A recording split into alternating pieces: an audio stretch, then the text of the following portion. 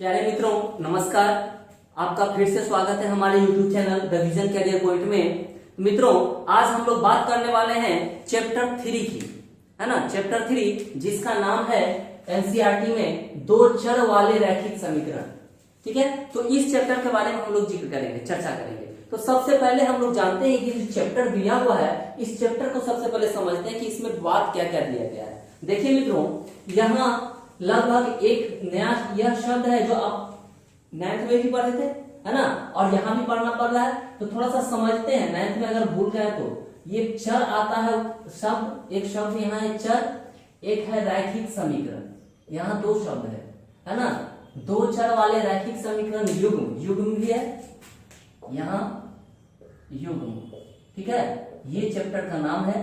देखिए तो यहाँ 3 शब्द हो गया, एक हो गया चर, ये चर क्या होता है, एक हो गया रैखिक समीकरण क्या होता है, ठीक है, और यह हो गया एक युग्म। ठीक है, तो चर मतलब क्या होता है मित्रों, यह जो चर होता है तो चर का मतलब होता है, हम लोग बोलेंगे कि ऐसा वैल्यू, ऐसा मान जो समय के अनुकूल क्या हो सके, है ना, बदलता हो, जो समय के अनुकूल बदलता हो उसी को चर कहते हैं। जैसे हम लोग X Y Z B C D कुछ भी लेते हैं, वह क्या होता है, कभी कभी हम लोग बोल देते हैं कि माना कि x का वैल्यू 5 है, ऐसा बोलते हैं कि माना कि कुछ भी जो लेते हैं, माना कि x बराबर 5 है। तो यहाँ क्या हो गया, यह जो x है मेरा, x बदल के क्या हो गया 5 हो गया। मतलब कुछ समय ऐसा होता है जिस पर क्या होता है ना, x का वैल्यू क्या होता है, बदल के 5 हो जाता है। इसी तरह से कभी हम लोग y का वैल्यू कुछ मान लेते हैं, z का वैल्यू कुछ मान लेते हैं। तो इस सब तरह का जो टर्म आता है x y z जो भी है ना, वह सारा का सारा क्या कहलाता है, चर कहलाता है, चर पद कहलाता है। क्लियर है। अब बात करते हैं हम लोग रैखिक समीकरण की, है ना। तो जब हम लोग दूसरा चैप्टर पढ़े थे, दूसरा चैप्टर, तो वहां हमने रैखिक, द्विघात, त्रिघात, चतुर्घात इसी तरह के बारे में वहां पढ़ा था। ठीक है, लेकिन फिर भी मैं आप लोगों को बता दूं, है ना, रैखिक का मतलब होता है ऐसा समीकरण या ऐसा बहुपद, है ना, जिसमें चर की पावर 1 हो, है ना, ऐसा बहुपद जिस बहुपद में चर की, है ना, अधिकांश पावर क्या हो, 1 हो, तो उसको हम लोग बोलेंगे रैखिक। और समीकरण क्या होता है, तो जब भी किसी बहुपद को हम शून्य के इक्वल कर देते हैं तो वह क्या हो जाता है, बहुपद कहलाता है, सॉरी इक्वेशन कहलाता है, समीकरण कहलाता है। याद रखिएगा कि जब भी किसी बहुपद को शून्य के इक्वल कर देते हैं हम लोग, तब वह क्या कहलाता है, समीकरण बन जाता है, समीकरण कहलाता है। ठीक है, अब यहाँ बात करता है युग्म। युग्म मतलब होता है जोड़ा, है ना, जोड़ा, दो, जब भी होगा कोई दो की बात होगी उसी को युग्म कहेंगे।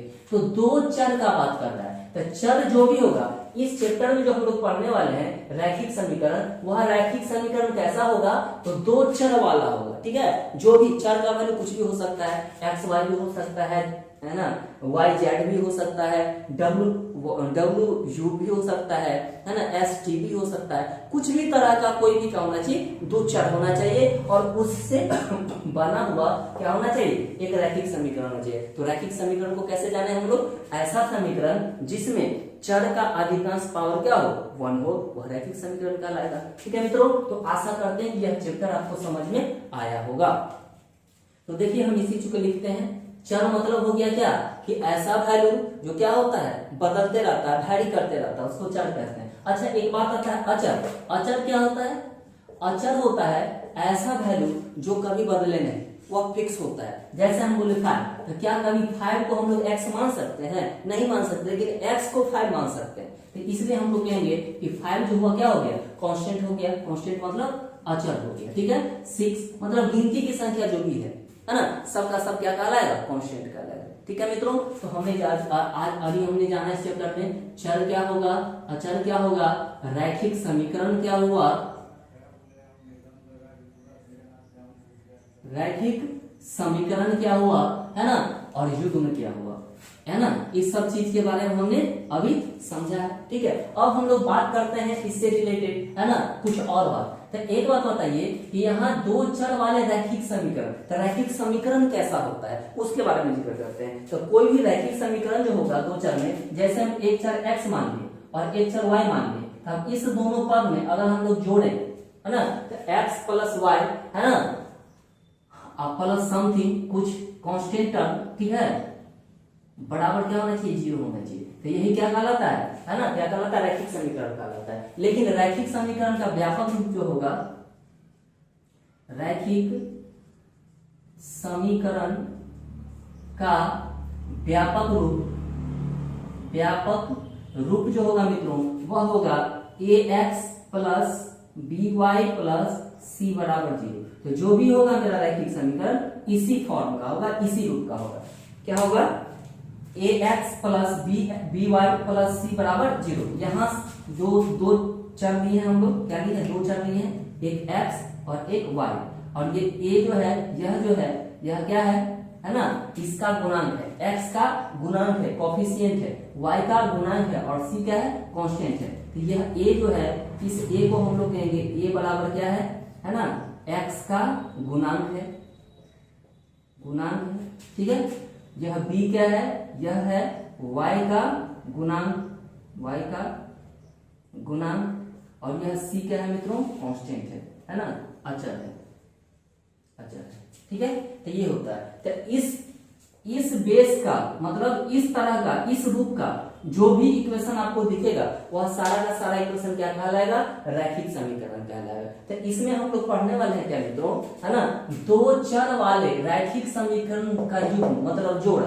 तो एक हम लोग जब इस चैप्टर में बात करेंगे तो इस चैप्टर से रिलेटेड बात हो जाएगा मेरा 2 समीकरण, है ना। एक हो जाएगा a1x plus b1y plus c बराबर 0, एक ये मेरा इक्वेशन हो जाएगा। और इसी का युग्म का बात कर रहे हैं हम लोग, किसका, युग्म। तो युग्म मतलब ऐसा ही एक और, तो ऐसा में हम लोग क्या मान लेते हैं, है ना, कभी मान लेते हैं कि a2x plus b2y plus c2 बराबर 0। तो इस तरह के इक्वेशन को इसमें हम लोग क्या करेंगे, सोल्व करेंगे। मित्रों अब हम लोग बात करने वाले कुछ खास चीज की। तो देखिए अभी हमने क्या देखा कि जो भी मेरा समीकरण होगा, रैखिक समीकरण किसके रूप का होगा, तो मेरा होगा ax plus by plus c बराबर 0, इसके रूप का होगा।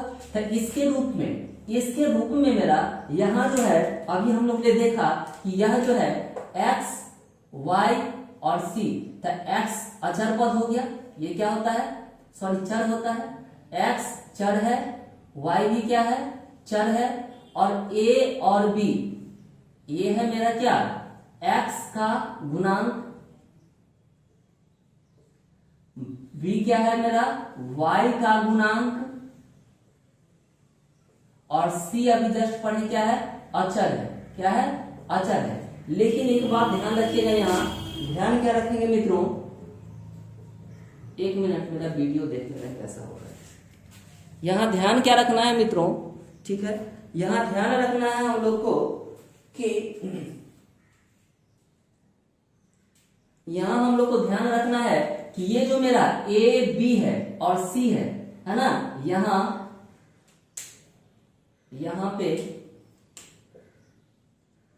यहाँ इस इक्वेशन में a b और c जो है वह क्या है, a b c क्या है मेरा, यह है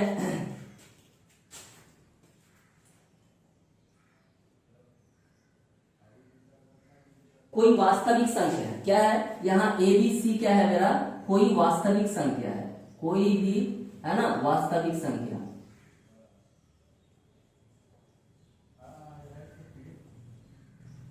कोई वास्तविक संख्या है, ठीक है ना। क्या है, a b c क्या है मेरा, कोई भी वास्तविक संख्या है। इसमें जहां क्या करना है कि a, है ना, b कभी भी 0 के बराबर नहीं होना चाहिए, a और b कभी भी 0 के बराबर नहीं होना चाहिए, ठीक है। अगर मेरा, आप बोलिएगा क्यों नहीं होना चाहिए, अगर a 0 हो जाता है, ध्यान दीजिएगा, यदि a मेरा 0 हो जाता है तो इस इक्वेशन में क्या हो जाएगा मित्रों कि 0 इंटू एक्स, है ना, प्लस by प्लस c बराबर 0। तो यहाँ से सोल्व करेंगे तो 0 प्लस by प्लस c बराबर 0, और इसको जोड़ेंगे तो by प्लस c बराबर 0। तो यह जो मेरा इक्वेशन बनके तैयार हुआ, वह क्या हो गया, एक चर में एक चर में क्या हो गया, रैखिक समीकरण हो गया। जबकि मेरा क्वेश्चन क्या कर रहा है, चैप्टर क्या कर रहा है, दो चर में रैखिक समीकरण कह रहा है। क्या कह रहा है, दो चर में रैखिक समीकरण। जब दो चर में रैखिक समीकरण लिखना है, अगर x आपको आप 0 कर देते हैं तो यह क्या हो गया, एक चर में समीकरण हो गया, है ना, जो कि हमको नहीं लेना है। इसीलिए है ना क्या होगा, ये कभी भी 0 नहीं होगा। इसी तरह से अगर आप b को 0 कर देते हैं, अगर b को 0 किए, यदि b इज इक्वल टू 0 करते हैं तो यहां से क्या हो जाएगा, यहां से x तो रहेगा ही रहेगा, ax रहेगा, ax अब प्लस b मेरा 0 है तो b इंटू वाई अब प्लस c बराबर 0 हो गया। तो यहां से जब सोल्व कराएंगे तो ax प्लस क्या, यह गुना होकर के 0 हो जाएगा, प्लस c बराबर 0, है ना। और जब इसको जोड़ेंगे तो हो जाएगा ax अब प्लस c बराबर 0। तो इस स्थिति में भी क्या हो रहा है ना, कि जो मेरा इक्वेशन प्राप्त हो रहा है वह इक्वेशन कैसा है, रैखिक एक समीकरण, एक चर में रैखिक समीकरण है। कैसा है, एक ही चर है, एक चर में रैखिक समीकरण, जो कि मेरा क्या है, यह चैप्टर क्या कर रहा है, यह चैप्टर कर रहा है दो चर में रैखिक समीकरण। इसलिए मित्रों कभी भी, है ना, इसमें a और b क्या होगा, कभी भी 0 नहीं हो सकता है। और a b c क्या है मेरा, है ना, कोई वास्तविक संख्या है। क्लियर है।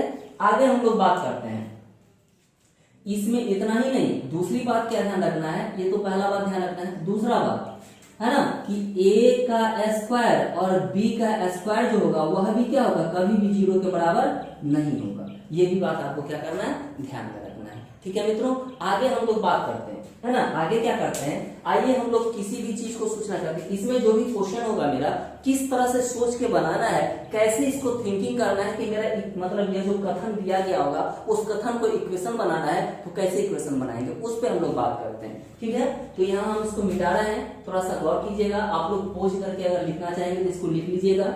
देखिए हम बात कर रहे हैं, कभी कभी क्या होता है कि हम लोग मार्केट जाते हैं, ठीक है, कोई सामान खरीदने के लिए, ठीक है, तो सोच लीजिए कुछ देर के लिए कि आप लोग मार्केट गए कुछ सामान खरीदने के लिए और कुछ रुपया में, है ना, क्या खरीदे, कुछ किताब खरीदे और क्या खरीदे, कुछ कॉपी खरीदे और कुछ पेन खरीदे, इस तरह का।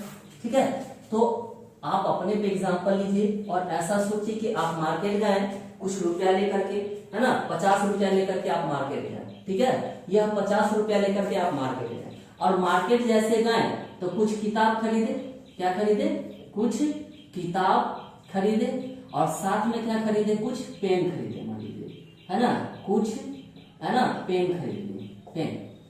ठीक है, तो क्या खरीदे, तो कुछ किताब खरीदे, मान लीजिए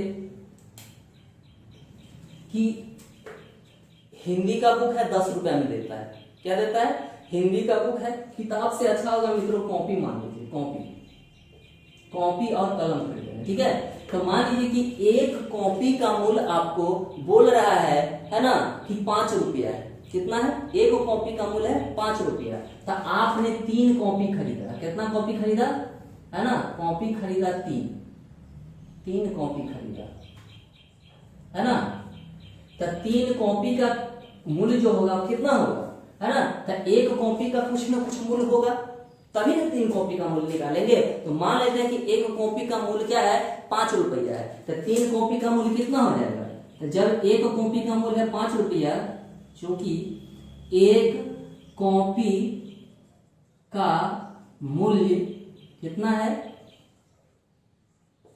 5 रुपया है, इसलिए 3 कॉपी का अगर मूल्य निकालेंगे हम लोग तो क्या हो जाएगा, 3 को 5 से गुना करना पड़ेगा, तो 3 इंटू कितना 5 बराबर कितना 15 रुपया हो जाएगा कॉपी का। ठीक है, और मान लेते हैं कुछ कलम खरीदे हैं, है ना, तो एक कलम का मूल्य है, एक पेन का मूल्य है, मान के चलिए, है ना,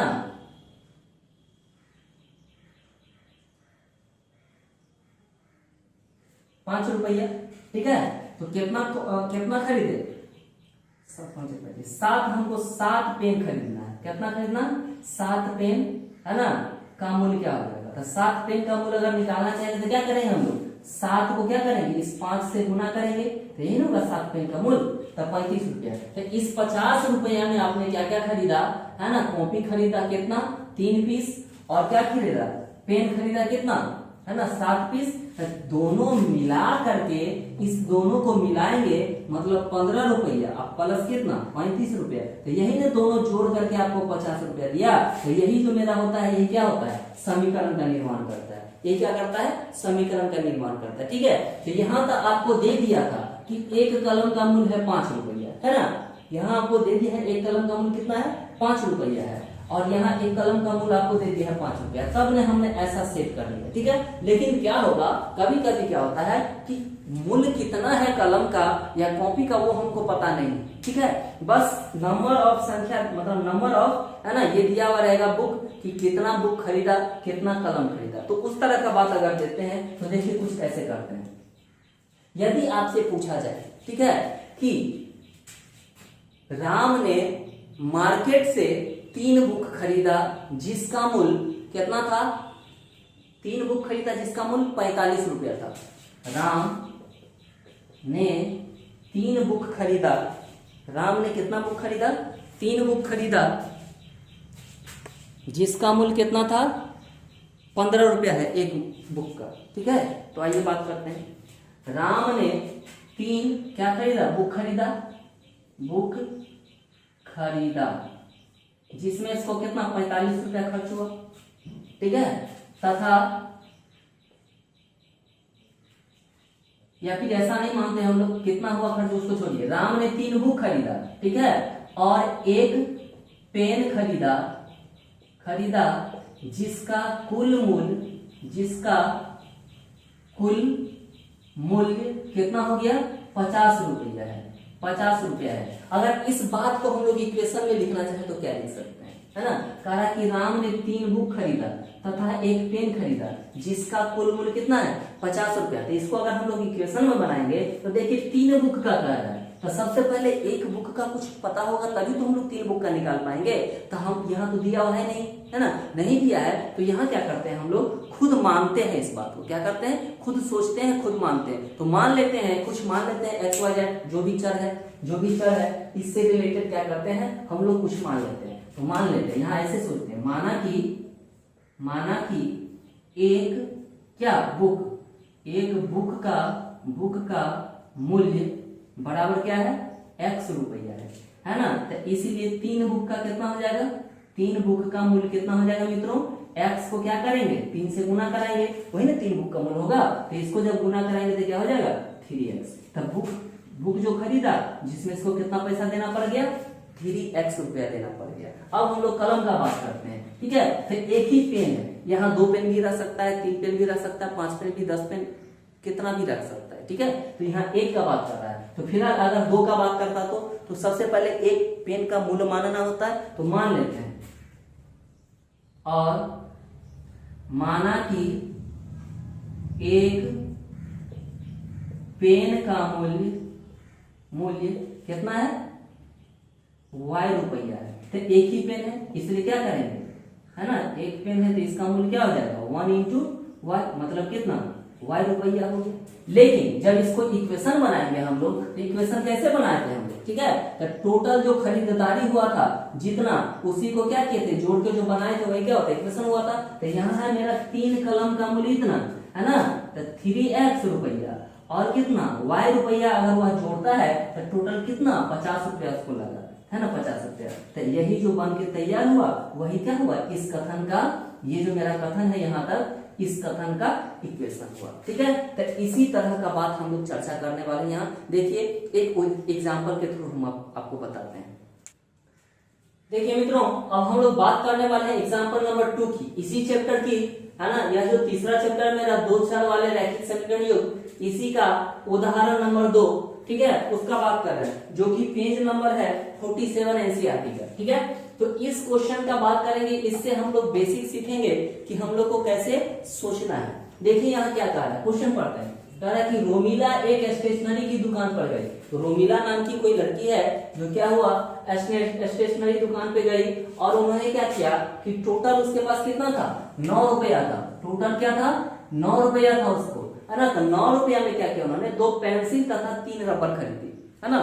2 पेंसिल खरीदी और क्या किया उन्होंने 3 रबर खरीदी, मतलब 2 पेंसिल का मूल्य और 3 रबर का मूल दोनों को अगर जोड़ा जाता है तो टोटल कितना खर्च होगा उसका 9 रुपया होगा। ठीक है, तो यहाँ सबसे पहले हम इस चीज को, यह जो कथन यहाँ से यहाँ था, इस कथन से मेरा एक समीकरण बनेगा, है ना। वह कैसा समीकरण बनेगा, है ना, रैखिक समीकरण बनेगा। तो देखिए इसको कैसे सोचते हैं और कैसे बनाते हैं। देखिए इसको सॉल्व करना है हमें, ठीक है। यहाँ से इस इक्वेशन को मानने के लिए देखिए 2 पेंसिल है, तो 2 पेंसिल है तो कभी न कभी एक पेंसिल का मूल्य हमको पता होगा, तभी तो हम लोग 2 पेंसिल का मूल्य निकाल सकते हैं। और एक रबर का मूल्य पता होगा तभी हम लोग क्या कर सकते हैं, 3 रबर का मूल्य निकाल सकते हैं, जैसे कि अभी जस्ट कुछ देर पहले हमने बताया आपको।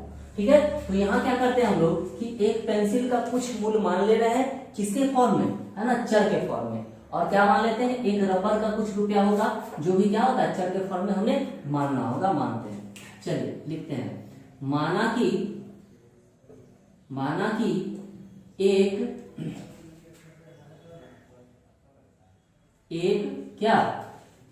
एक पेंसिल का मूल्य, एक पेंसिल का मूल्य बराबर क्या है मित्रों, x रुपया है, मान लीजिए x रुपया है। ठीक है, तथा एक क्या रबर का मूल्य मान लीजिए, है ना, क्या y रुपया है ना। इसलिए हम लोग कह सकते हैं क्या, कितना पेंसिल, 2 पेंसिल, है ना। तो 2 पेंसिल का मूल्य कितना हो जाएगा, 2 पेंसिल का मूल्य बराबर क्या हो जाएगा मित्रों, 2 गुने एक पेंसिल का मूल्य मतलब x, मतलब कितना 2x रुपया टोटल खर्च होगा इसका, है ना, इतना रुपया। साथ में 3 कितना रबर, 3 रबर का मूल्य अगर निकालिएगा तो एक रबर का मूल्य है y रुपया, तो इसको 3 से गुना करेंगे, वही ना 3 को शो करेगा, तो इसको जब गुना कराएंगे तो क्या हो जाएगा, 3y रुपया हो जाएगा, है ना। तो यहाँ से हमने देखा कि 2 पेंसिल खरीदता है तो 2x रुपया लगता है इसको, और 3 रबर खरीदता है तो 3y रुपया लगता है। तो 2x और 3y यही ना टोटल मिल करके इसका जितना रुपया खर्च हुआ तो वह बता रहा है। तो यही दोनों को अगर जोड़ा जाए तो यही क्या होगा, 9 रुपया के बराबर होगा, है ना। 9 रुपया में नहीं ये दोनों खरीदा है। तो प्रश्न से हम लोग बात करते हैं, ठीक है। तो लिखेंगे प्रश्न से कह रहा है क्या कि 2x प्लस कितना 3y का मूल्य कितना है, 9 रुपया है। यही मेरा क्या हो गया मित्रों, पहला समीकरण हुआ, पहला इक्वेशन हुआ। क्लियर है यहाँ तक। अब हम लोग बात क्या करेंगे, है ना, युग्म मतलब जुड़ा होता है, तो इसको आगे पढ़िएगा तो इसका दूसरा इक्वेशन भी लिखिएगा। देखिए आगे पढ़ते हैं, कहा कि उसकी सहेली सोनाली ने, किसकी सहेली, है ना, यही रोमिला जो थी इसकी सहेली, तो उसकी सहेली सोनाली ने रोमिला के पास नई तरह का पेंसिल देखा। उसके पास जब वो नई तरह का पेंसिल देखेगा, है ना, आप लोग में भी ऐसा होता है ना, एक दूसरे का हम लोग क्या करते हैं, देखा देखी करते हैं, है ना। तो उन्होंने क्या किया, है ना, वह क्या किया, 18 रुपया लिया और क्या किया, मार्केट गया और वहां से क्या किया, 4 पेंसिल और क्या किया, 6 रबर खरीद लिया, है ना। जैसे ही रोमिला क्या किया, सोनाली ने रोमिला के पास नई तरह का पेंसिल देखा, है ना, तो वह क्या किया, और रबर देखा तो वह क्या किया, 18 रुपया लिया और उसने क्या किया, उसी तरह का 4 पेंसिल और 6 रबर खरीद लिया। ठीक है, तो देखिए अब इस बात को हम लोग जब इक्वेशन के फॉर्म में लिखते हैं तो कैसे लिखते हैं। ठीक है, तो एक का तो मान ही लिए, यही ना, यही इसी तरह का ना कलम और पेंसिल वो खरीद रही है ना, तो इसी तरह का है और वही है, सेम है, तो वही मूल्य उसको भी देना होगा, है ना। तो एक कलम का मूल्य, एक पेंसिल का मूल्य माने हुए हैं और एक रबर का मूल्य हम लोग माने हुए थे। इसी से क्या करते हैं हम लोग, 4 और 6 का निकालते हैं। ठीक है, लिखते हैं, और 4 पेंसिल का मूल्य, पेंसिल का मूल्य कितना हो जाएगा मित्रों, एक पेंसिल का है x रुपया, तब गुना कराएंगे कितना से, 4 से, तब ना 4 का निकलेगा, तो यहां से हो गया 4x रुपया। ठीक है, इसी तरह से कितना 6 रबर खरीद रही है, तो 6 रबर का मूल्य कितना हो जाएगा, है ना, एक रबर को 6 से गुना कराएंगे मतलब 6y, है ना। अतः हम लोग फिर से कह सकते हैं, पुनः प्रश्न से क्या कह सकते हैं, पुनः प्रश्न से हम लोग कह सकते हैं मित्रों कि ये 4 रुपया और यह 6 रुपया दोनों मिला करके उन्होंने कितना रुपया दिया, 18 रुपया दिया, है ना, 18 रुपया। तो इसका जो इक्वेशन बनेगा मतलब 4x और प्लस कितना 6y, यही दोनों मिला करके क्या हुआ 18 रुपया इसको देना पड़ा। तो यह जो हुआ मेरा क्या हो गया इक्वेशन दूसरा हो गया। तो अब देखिए समीकरण पहला पता चल गया, दूसरा पता चल गया। तो इस कथन का, ये जो कथन था, इस कथन का मेरा दो इक्वेशन पता चल गया। तो अब इक्वेशन लिखने के बाद आगे बढ़िए क्या कह रहा है, आगे कह रहा है ना 18 रुपया देना पड़ता है ना, इतना रुपया खरीदता था। कह रहा है कि इस स्थिति को बीज गणितीय तथा ग्राफीय है ना ज्यामितीय रूप में लिखिए। तो बीज गणितीय, तो ये हो गया मेरा समीकरण 1 और 2 क्या हो गया बीज गणितीय रूप हो गया। अब इसी को कहता है ग्राफीय या ज्यामितीय रूप, या तो ग्राफीय रूप बोलिए या तो ज्यामितीय रूप बोलिए। तो ग्राफ का मतलब होता है कि इस इक्वेशन से ग्राफ खींचना। तो आइए थोड़ा सा हम पहले बेसिक के बारे में यहाँ जान लेते हैं, फिर इस क्वेश्चन को आगे हल करेंगे। ठीक है मित्रों, देखिए आप लोग 9th में जब पढ़ते थे तो वहां हमने ग्राफ के बारे में जाना था। ग्राफ के बारे में क्या जाना था कि अगर कोई इक्वेशन है ना, अगर कोई इक्वेशन है उसका अगर ग्राफ खींचते हैं तो उसके लिए क्या लेते हैं, एक ये लेते हैं हॉरिजॉन्टल और एक लेते हैं क्या, यह एक्स एक्सिस होता है ना, यह क्या होता है एक्स एक्सिस जो होता है, और यह क्या होता है वाई एक्सिस होता है। ठीक है, भुज और कोटि। ठीक है, यह भुज है और यह क्या है कोटि है। तो इस स्थिति में एक्स अक्ष जो होता है, यह एक्स और वाई अक्ष जहां पे कटता है एक दूसरे को, उसको क्या कहते हैं, उसका मूल बिंदु कहते हैं, जो 0 से शुरू होता है। ठीक है, तो 0 क्या होगा इसका मूल बिंदु हो गया। ठीक है, अब यहां से क्या हो गया, यह मूल बिंदु से राइट साइड अगर एक्स एक्सिस पे जाइएगा तो यह क्या होता है पॉजिटिव वैल्यू देता है, और यहां से लेफ्ट 0 से लेफ्ट अगर आते हैं तो यह नेगेटिव वैल्यू देता है। तो इसको हम x और x डैश से दिखा देते हैं। ठीक है, इसी तरह से y अक्ष पर जब जाएंगे हम लोग तो 0 से ऊपर यदि जाते हैं y में तो यह पॉजिटिव होता है, और 0 से जैसे ही नीचे आते हैं तो वह क्या होता है नेगेटिव होता है। तो पॉजिटिव को y बोल दिए, नेगेटिव को y डैश बोल देते हैं इस तरह से। ठीक है, और इस तरह से क्या करते हैं हम लोग ग्राफ खींचते हैं। तो ग्राफ की 3 स्थिति हमने 9th में पढ़ा था। क्या पढ़ा था कि अगर दो चर वाले है ना रैखिक है ना इक्वेशन है, उसका अगर हम लोग ग्राफ खींचते हैं तो 3 स्थिति होता है। सबसे पहला स्थिति क्या होता है मित्रों, सबसे पहला स्थिति होता है प्रतिच्छेद करना। क्या करना, प्रतिच्छेदक या इसी को छेदक भी कहते हैं। क्या कहते हैं, छेदक, प्रतिच्छेदक या छेदक। दूसरा क्या होता है मित्रों, समांतर। क्या होता है, समांतर है ना। तीसरा क्या होता है, संपाती। क्या होता है, संपाती। तो अब यहां से बारी बारी जानते हैं हम लोग कि प्रतिच्छेदक क्या होता है। 9th में से हम लोग जाने थे, थोड़ा सा हिंट मैं कर दे रहा हूं, आप लोग समझ जाएंगे अच्छा तरीके से। देखिए प्रतिच्छेदक का मतलब होता है कि ऐसा ग्राफ जो एक दूसरे को क्या करे, काटे, है ना। तो प्रतिच्छेदक का मतलब हो जाएगा ऐसा, ये मान के चलिए कोई एक ग्राफ है और दूसरा ग्राफ क्या कि इसको इस तरह से कट कर दिया, तो जो कटा एक दूसरे को है ना, यही क्या कहलाएगा, यही ग्राफ क्या कहलाएगा, प्रतिच्छेदक ग्राफ कहलाएगा। क्या कहलाएगा, प्रतिच्छेदक या छेदक कहलाएगा। समांतर क्या होगा, एक ग्राफ मेरा ऐसे आया और दूसरा क्या हुआ इसके नीचे से समांतर होते हुए चले गया, है ना। तो इस तरह का जो ग्राफ होगा वह क्या कहलाएगा, समांतर ग्राफ कहलाएगा। ठीक है, और संपाती क्या होता है कि जैसे कोई ग्राफ हुआ एक पहला समीकरण का, और उसी के ऊपर मेरा एक और ग्राफ आ गया, इसी के ऊपर एक और मेरा क्या आ गया, कोई ग्राफ आ गया। तो इस तरह का एक के ऊपर एक जो आता है इसी को क्या कहते हैं हम लोग, संपाती ग्राफ करते हैं। क्लियर है ना। अब हम लोग बात करते हैं। ठीक है, तो ये मेरा बेसिक था। यह 3 तरह का ग्राफ होता है। ग्राफ का 3 ही फॉर्म हो सकता है, या तो प्रतिच्छेद करेगा, या तो समांतर हो जाएगा, या तो एक दूसरे के ऊपर आ जाएगा। तो अगर प्रतिच्छेद करता है तो वो आगे चैप्टर में हम लोग पढ़ेंगे। ठीक है ना, कि स्थिति कैसे होगी, क्या होगा, कितना हल होगा, वो हम लोग आगे जानेंगे आगे की चैप्टर में। अभी फिलहाल हमको ग्राफ जानना था, है ना। क्यों, क्योंकि यहाँ से हमको क्या करना है ना, ग्राफ खींचना है, ज्यामितीय रूप में लाना है। तो देखिए यहाँ से हम इसको थोड़ा सा मिटा रहे हैं और आते हैं हम लोग ग्राफ पे। हम लोग देखें क्या कि ग्राफ की 3 स्थिति होगी। अगर ग्राफ एक दूसरे को कट कर देगा तो इसको बोलेंगे छेदक या प्रतिच्छेदक, है ना। दूसरा अगर एक दूसरे के समांतर हो जाता है उसको बोलेंगे समांतर, और जो एक दूसरे के ऊपर आ जाता है उसको क्या बोलते हैं, संपाती। ठीक है मित्रों, आइए हम लोग इस क्वेश्चन का ग्राफ खींचते हैं।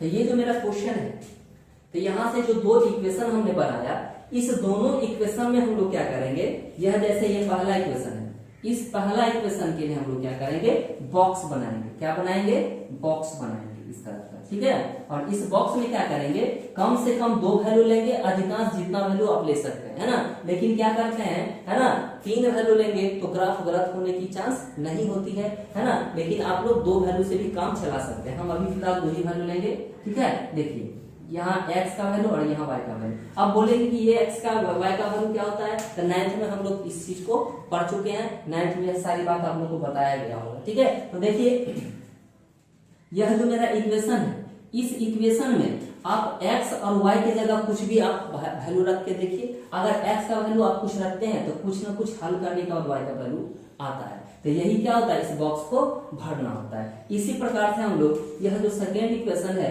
इस सेकेंड इक्वेशन के बॉक्स को भरेंगे, ठीक है। तो इसके लिए भी क्या करेंगे हम लोग, कम से कम 2 वैल्यू लिखेंगे और 2 से जितना वैल्यू आपको लिखना है आप लिख सकते हैं, ठीक है। अब यहाँ से हम लोग सोल्व करते हैं। तो सोल्व करने के लिए हम लोग क्या करते हैं, इस वैल्यू को यहाँ पुट करते हैं। थोड़ा सा हम ग्राफ ये जो लिखे थे इसको थोड़ा सा मिटाते हैं।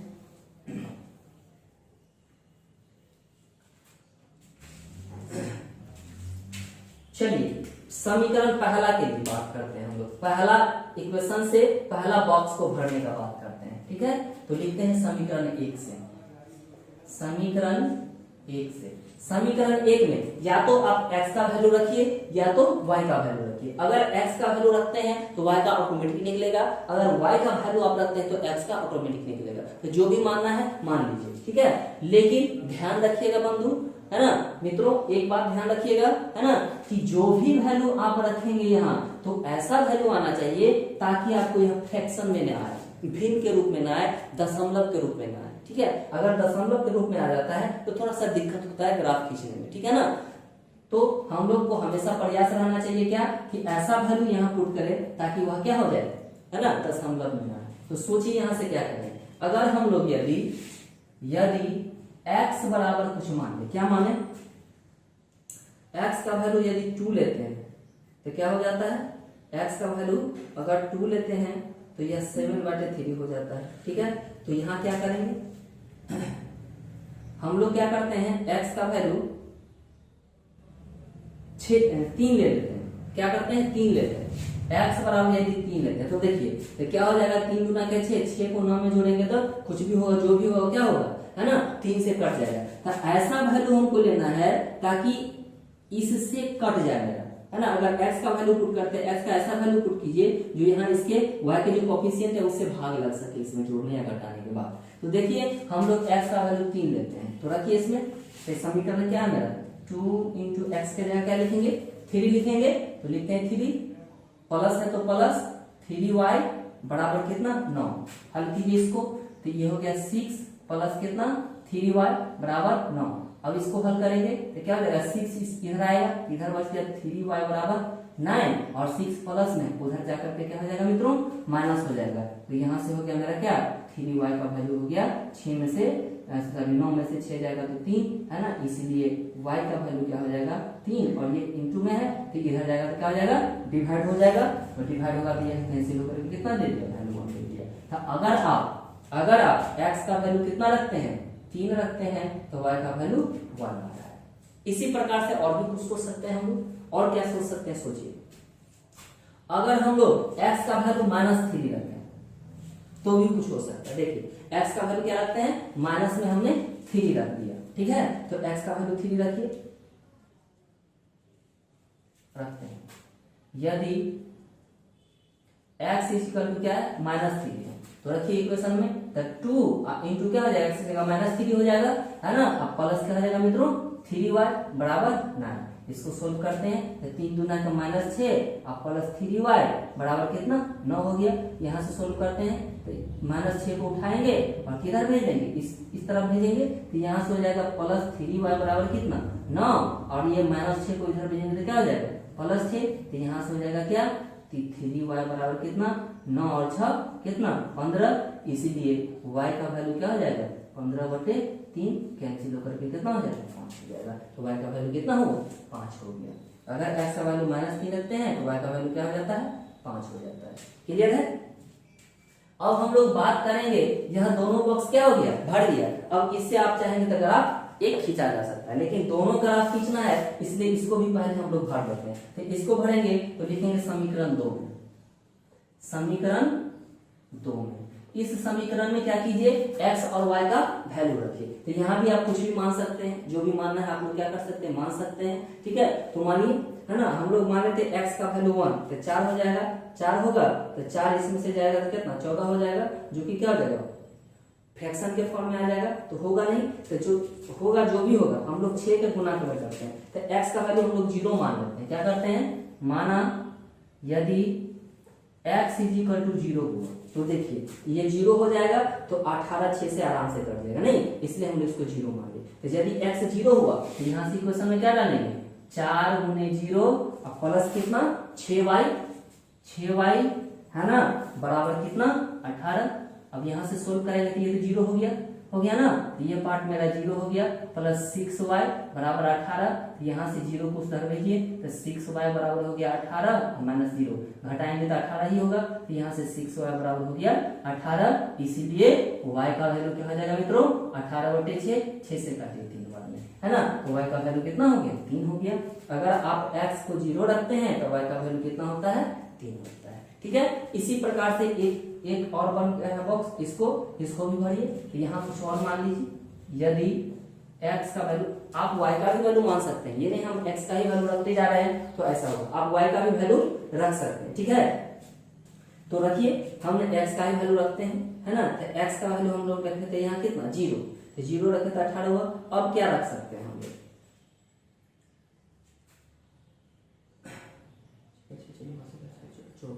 24, 18 और 6 24, ठीक है, ज्यादा नहीं, है ना,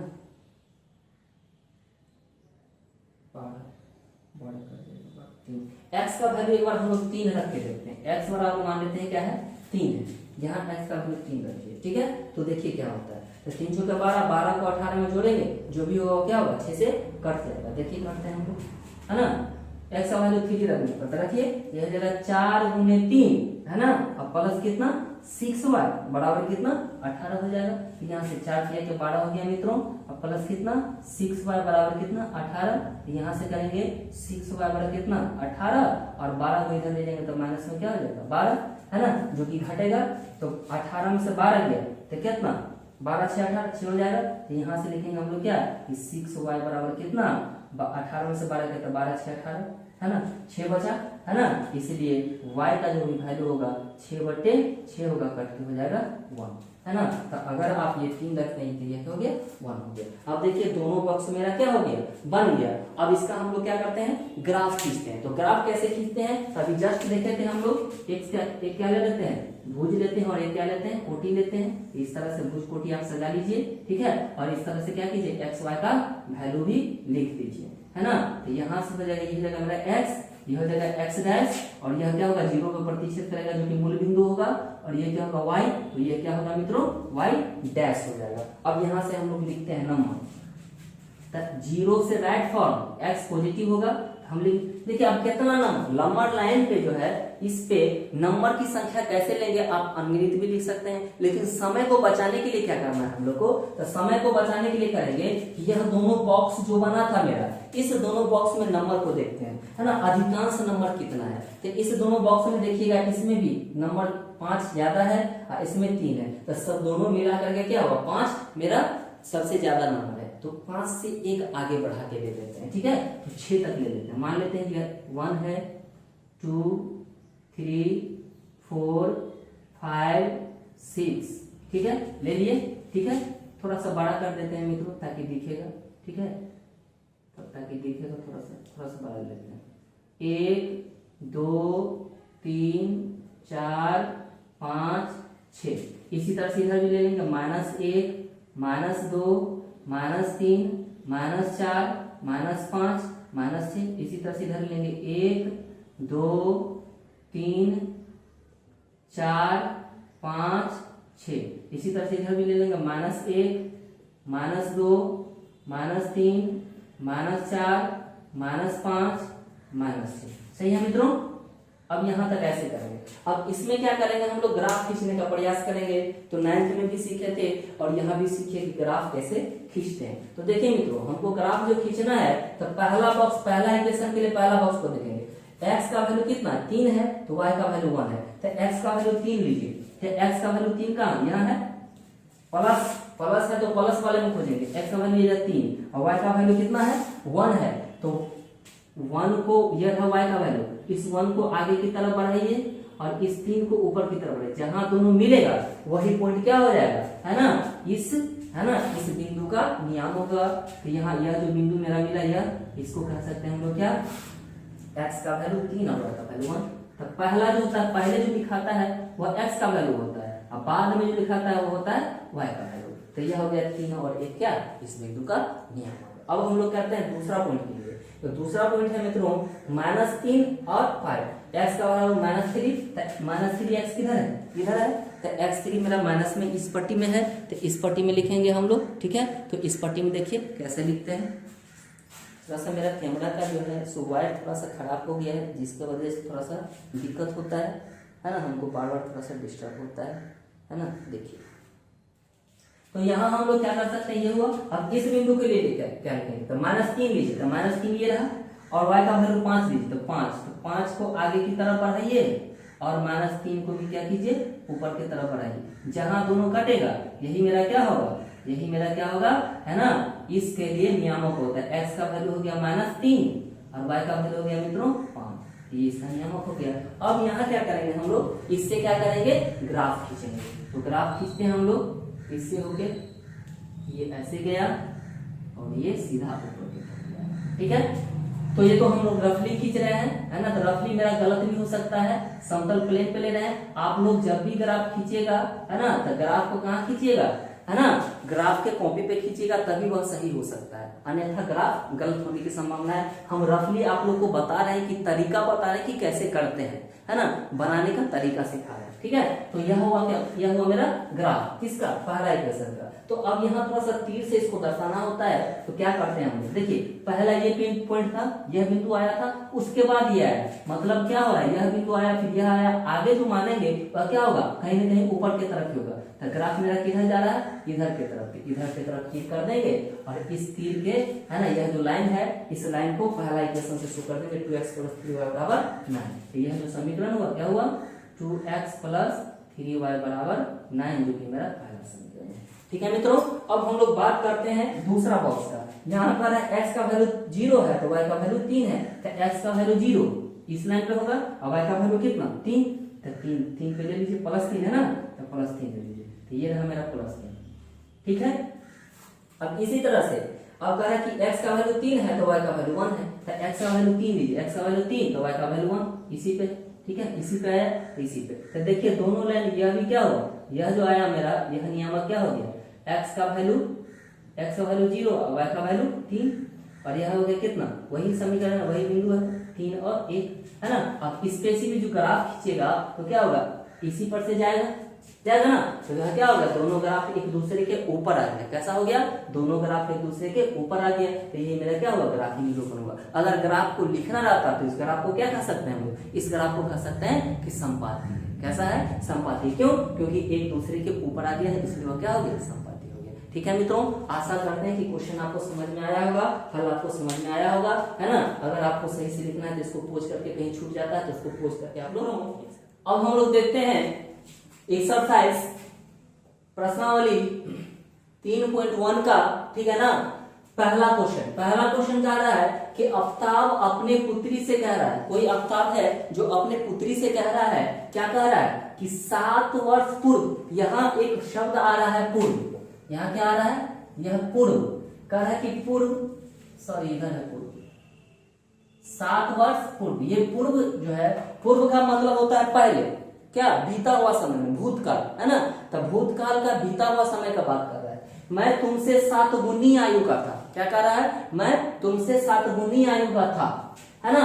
था अब पहले यह जो यहाँ से यहाँ तक ये कथन है, इस कथन को सबसे पहले एक कथन हो गया और इस कथन को क्या करेंगे हम लोग इक्वेशन बनाने का प्रयास करेंगे। ठीक है, तो देखिए इसको बनाते हैं। तो देखिए मित्रों, जब भी उम्र की रिलेटेड प्रश्न हो, जब भी उम्र से रिलेटेड बात हो, उम्र से रिलेटेड प्रश्न हो, उम्र से रिलेटेड क्वेश्चन हो, तो उस क्वेश्चन को क्या करते हैं हम लोग, है ना, उस क्वेश्चन को बनाने से पहले जिसके उम्र की बात कर रहा है उस व्यक्ति को हम लोग सबसे पहले वर्तमान उम्र में ले आते हैं। क्या करते हैं, वर्तमान उम्र में। तो कहीं भी अगर आप आगे जाइए या पीछे जाइए, तो अगर पीछे जाते हैं तो भी आप कहां से काउंट कीजिएगा, वर्तमान से काउंट कीजिएगा। अगर आगे जाना है तो भी क्या होगा, वर्तमान से ही काउंट करना पड़ता है। ठीक है, तो हर स्थिति में सबसे पहले हमको जानना होता है कि वर्तमान उम्र क्या है। तो सबसे पहले हम लोग किसके है ना, आफ्ताब और उसके पुत्री का क्या करेंगे, वर्तमान आयु मान लेंगे। ठीक है, तो मानते हैं यहां से। ठीक है, तो लिखते हैं हल सॉल्यूशन, है ना, इसका माना कि आफ्ताब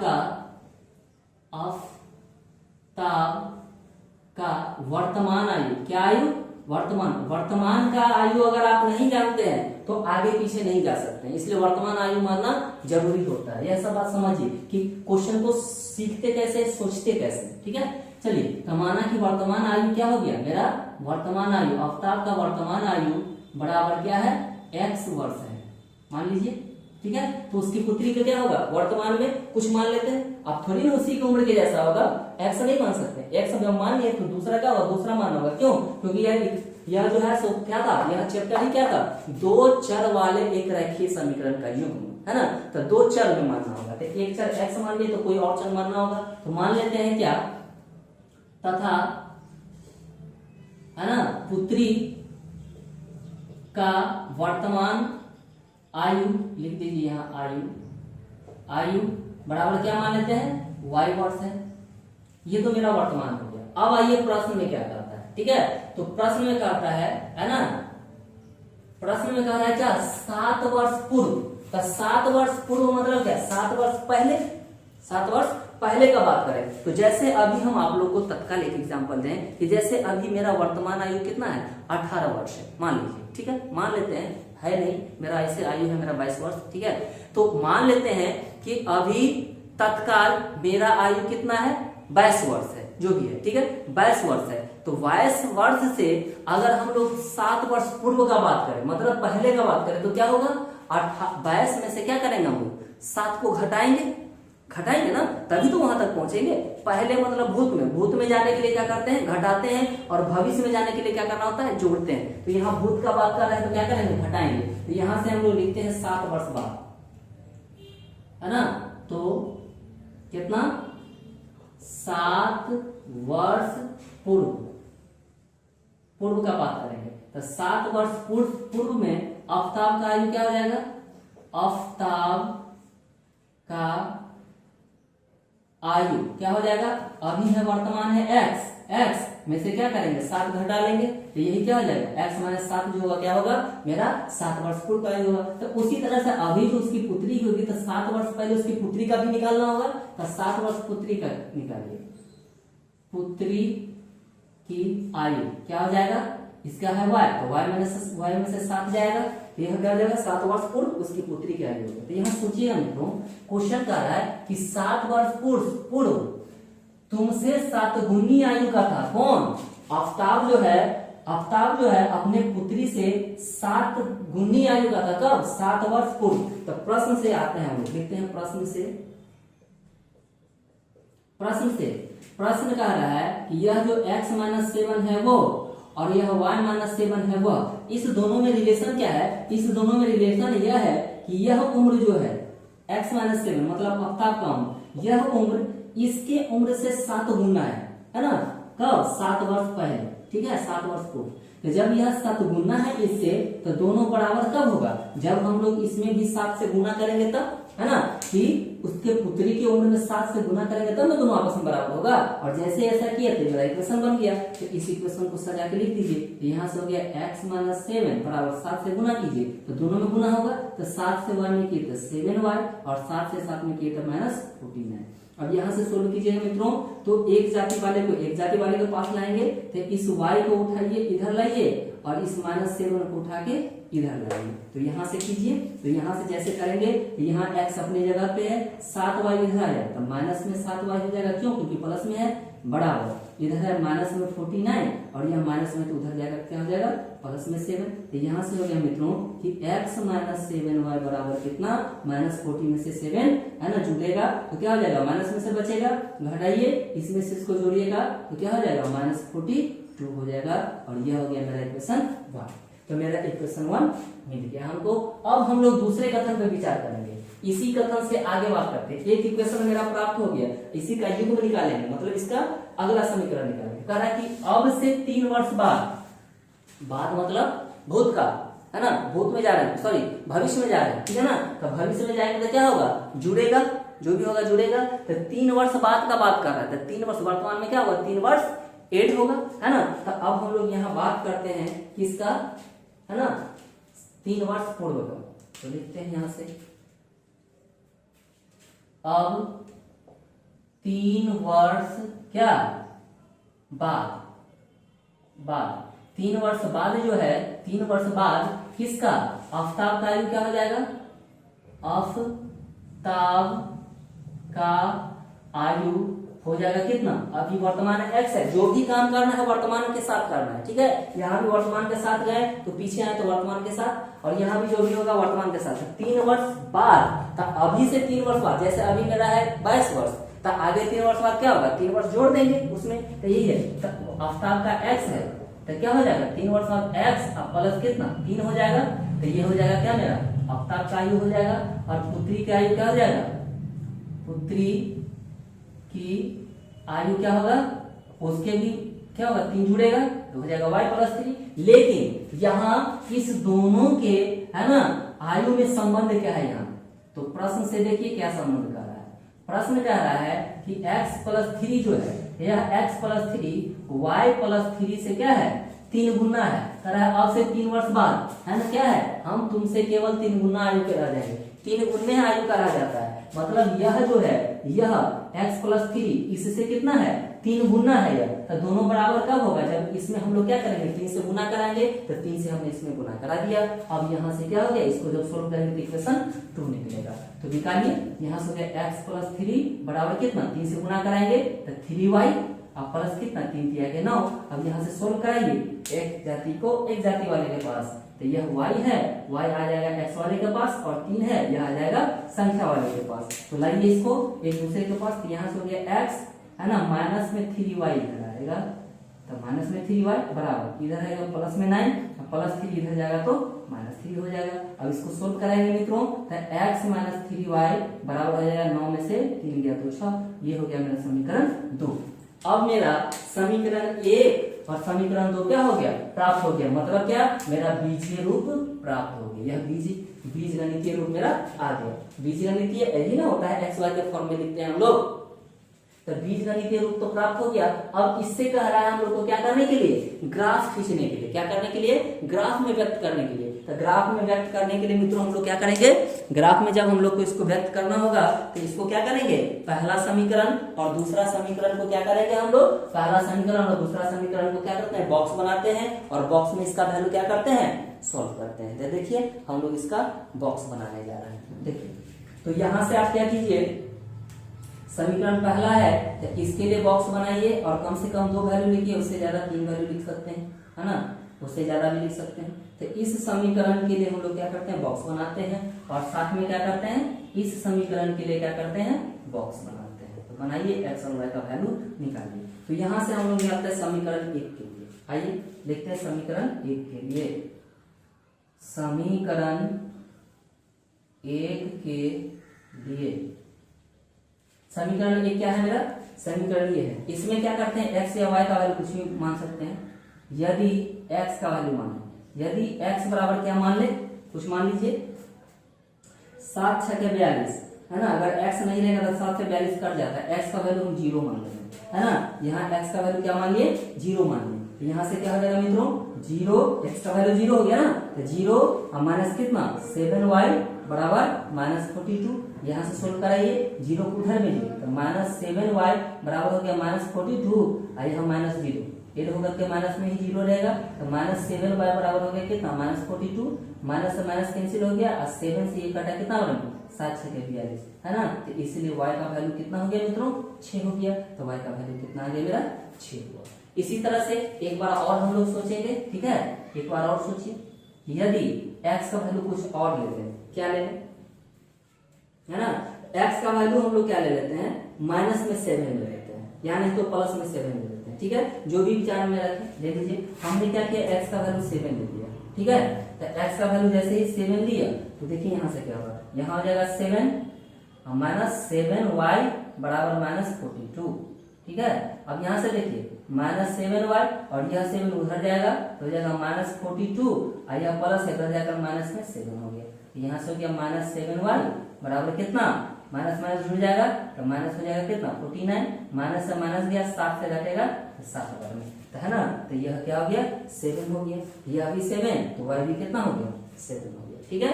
अब हम लोग बात करते हैं दोनों बॉक्स मेरा, है ना, ये हो गया पूरा हो गया। अब हम लोग बात करेंगे दूसरे बॉक्स का, और दूसरे बॉक्स के लिए समीकरण 2 में आते हैं, देखेंगे समीकरण 2 से, समीकरण 2 से x का वैल्यू क्या मानेंगे, बोलिए, ये रहा मेरा समीकरण 2।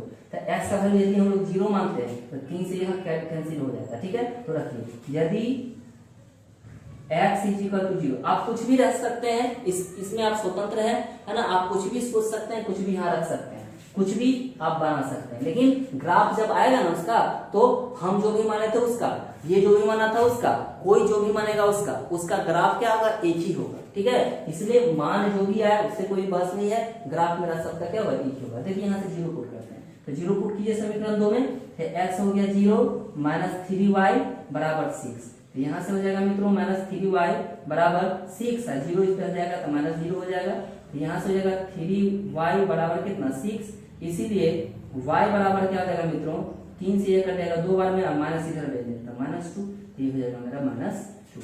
इसी तरह से हम लोग बात करेंगे मित्रों क्या, यदि x का वैल्यू कुछ और रखें, इस बार x का वैल्यू क्या रखते हैं हम लोग, x का वैल्यू इस बार रखते हैं 3 के ऊपर, रखते हैं 3, है ना, रखिए 3, x का वैल्यू इस बार 3 रखते हैं, तो 3 रखिएगा तो क्या होगा, यहाँ से हो जाएगा 3 - 3y बराबर 6, यहाँ से हो जाएगा 3 को इधर भेजेंगे तो -3y बराबर 6 और -3, तो यहाँ से हो जाएगा -3y बराबर कितना 3, इसीलिए है ना y बराबर हो जाएगा 3 और बटे -3 कैंसिल होकर के हो जाएगा -1, ठीक हो जाएगा मेरा -1, ठीक है मित्रों।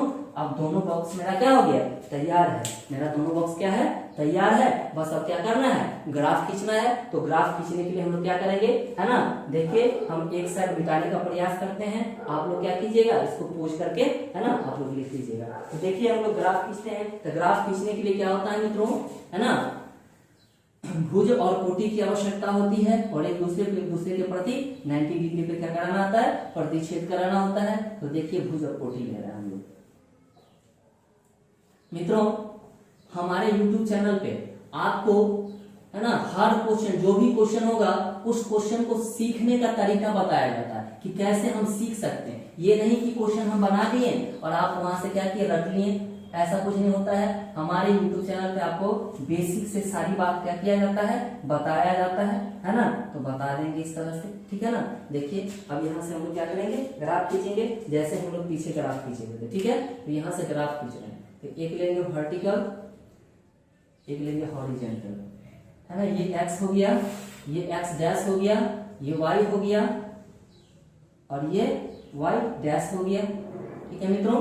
इस तरह से हमने क्या किया, है ना, ग्राफ ले लिया x डैश। अब यहाँ वैल्यू भरेंगे 0, ये हो गया मेरा 1 2 3 4 5 6 7 8 9 10, है ना। अधिकांश वैल्यू मेरा कहाँ तक 9 तक था, है ना, इसलिए हमने क्या किया 10 तक ले लिया। इधर ले लीजिए -1 -2 -3 -4 -5 -6 -7 -8 -9 और -10। इसी तरह से यहाँ ले लेंगे 1 2 3 4 5 6 7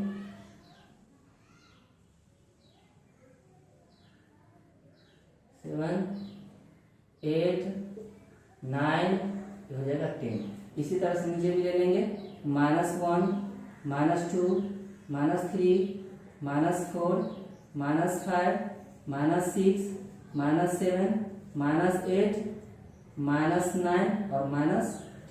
अब यहाँ से वैल्यू पुट कीजिए। मित्रों अब हम लोग बात कर रहे हैं इस इक्वेशन, जो मेरा दो इक्वेशन निकला। पहला इक्वेशन मेरा ये था, क्या था कि x - 7y बराबर -42, जो क्या है इसका बॉक्स हम बनाए हुए थे ऐसे, और मेरा समीकरण 2 ये था जिसका बॉक्स हम ये बनाए थे। तो बॉक्स के सहायता से हम लोग क्या करते हैं यहाँ, है ना, ग्राफ खींचने का प्रयास करते हैं। तो देखिए सबसे पहले मेरा समीकरण ये है, x बराबर 0 है तो y बराबर 6 है, x बराबर 0, y बराबर 6, तो y बराबर ये रहा 6, ये तो 6 को आगे बढ़ाइए और y 0 पर, तो 0 तो इसी पे होगा, तो ये मेरा क्या हो जाएगा, ये हो जाएगा x का वैल्यू 0 और y का वैल्यू 6। इसी तरह से x का वैल्यू 7 और y का वैल्यू भी 7, तो x का वैल्यू 7 ये रहा, आगे बढ़ाइए, और y का वैल्यू 7 ये रहा, इसको भी क्या कीजिए आगे की तरफ बढ़ाइए। दोनों जहां पे कटता है, जहां पे कटता है यही हो जाएगा क्या मेरा, एक x का वैल्यू 7 और एक y का वैल्यू 7। ठीक है मित्रों, तो ये दोनों मेरा ये हो गया। अब इसको करते क्या है, हम लोग ग्राफ खींचते हैं। तो इस दोनों बिंदु से होकर यह जो लाइन जाएगा यही इसका क्या होगा, ग्राफ कहलाएगा। तो देखिए इस बिंदु से होकर यह लाइन हम आगे की ओर बढ़ाएं, ये होगा मेरा रफली है, थोड़ा सा टेढ़ा मेढ़ा होगा। जब इसको हम लोग ग्राफ पे बताएंगे तो ज्यादा बेटर होगा। ठीक है, तो ग्राफ तो बोर्ड पे खींचना संभव है नहीं, है ना, बहुत सारा समय लग जाएगा मिलाने में, ये लेने में, है ना। तो इसलिए आप लोग क्या कीजिएगा, हम एक तरीका बता रहे हैं आप लोग को कि इस तरह से ग्राफ होगा और कैसे होगा, है ना। आप लोग इसी चीज को इसी तरह से, है ना, ग्राफ कॉपी पे खींचिएगा तो ज्यादा बेटर रहेगा। देखिए तो यह मेरा पहला समीकरण हुआ, है ना। तो यह कहाँ जा रहा है, इधर की तरफ ग्राफ बढ़ रहा है। ये जो रेखा है यह क्या हो रहा है, इधर की तरफ मेरा बढ़ रहा है। ठीक है, तो ये मेरा इधर की तरफ जा रहा है। इस इक्वेशन का नाम है मेरा x - 7y बराबर -42 समीकरण। इसी तरह से इक्वेशन 2 का हम ग्राफ खींच रहे हैं। तो x बराबर 0 तो y बराबर -2, तो x बराबर 0 y बराबर -2 यहाँ पे आएगा, x बराबर 0 y बराबर -2 यहाँ पे आएगा। ये हो गया मेरा एक बिंदु, यहाँ हो गया x बराबर 0 और y बराबर -2। इसी तरह से x बराबर 3 और y बराबर -1, तो x का वैल्यू 3 और y का वैल्यू -1 को आगे बढ़ाइए, अब 3 को आगे बढ़ाइए, यहाँ कटेगा। तो ये हो गया क्या मेरा, है ना, इसको कह सकते हैं हम लोग x का वैल्यू 3 और y का वैल्यू -1। ठीक है, तो ये इसका बिंदु हो गया। अब इससे होकर क्या करते हैं हम लोग, ग्राफ आगे की तरफ इसको बढ़ा देते हैं।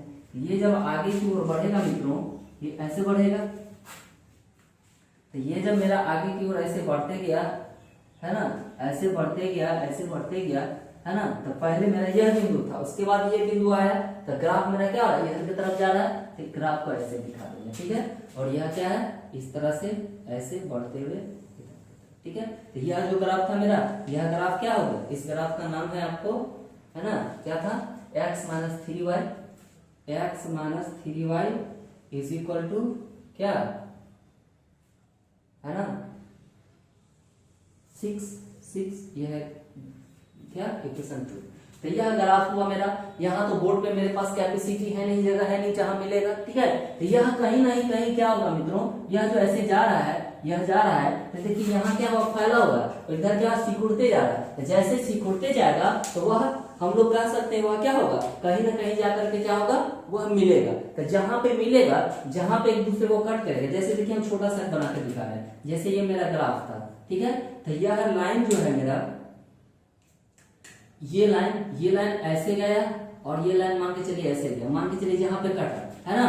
तो यह दोनों जहां पे कटेगा, इस दोनों से क्या करेंगे, x पे ऐसे गिराएंगे और y पे ऐसे गिराएंगे। तो x पे जहां पे गिरेगा वह x का वैल्यू होगा, और y पे जहां पे गिरेगा वह क्या होगा, y का वैल्यू होगा। यही दोनों वैल्यू क्या होगा, है ना, इसका, है ना, रियल उम्र होगा। x का जो वैल्यू होगा, तो x किसको माने हैं, x माने हम लोग आफ्ताब के उम्र को, तो आफ्ताब का उम्र होगा जो x का वैल्यू यहाँ आएगा वो, और जो, है ना, उसकी पुत्री होगी उसका वैल्यू क्या होगा, y हो जाएगा। तो यही मेरा क्या हो जाएगा, आंसर होगा। इसी तरह से हम लोग क्या करते हैं, इसका ग्राफ। मित्रों अब हम लोग बात करने वाले हैं क्वेश्चन नंबर 2 की, जो चैप्टर 3.1 का है। देखिए मित्रों बहुत अच्छा क्वेश्चन है, इसको समझते हैं हम लोग। करा कि क्रिकेट टीम के एक कोच ने, कोई क्रिकेट टीम का कोच है जो क्या किया, 3900 रुपए में 3 बल्ले तथा 6 गेंद खरीदता है।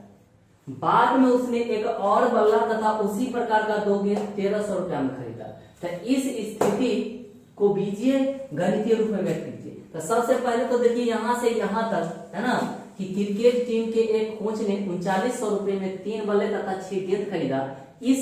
इस कथन को हम लोग सबसे पहले इक्वेशन बनाने का प्रयास करते हैं। तो देखिए इसको सॉल्व करते हैं तो कैसे सोचते हैं। मान लेते हैं यहाँ कितना 3 बल्ला चाहिए और 6 गेंद, तब कोई एक बल्ले का कुछ मूल्य होगा, उसको हम x मान लेते हैं, एक बल्ले के मूल्य को, ठीक है। और 6 गेंद है तो 6 गेंद में से एक गेंद का मूल्य निकाले थे तो 6 गेंद का आसानी से निकल जाएगा। तो मानते हैं, माना कि एक बल्ले का मूल्य बराबर x रुपया है तथा एक गेंद का मूल्य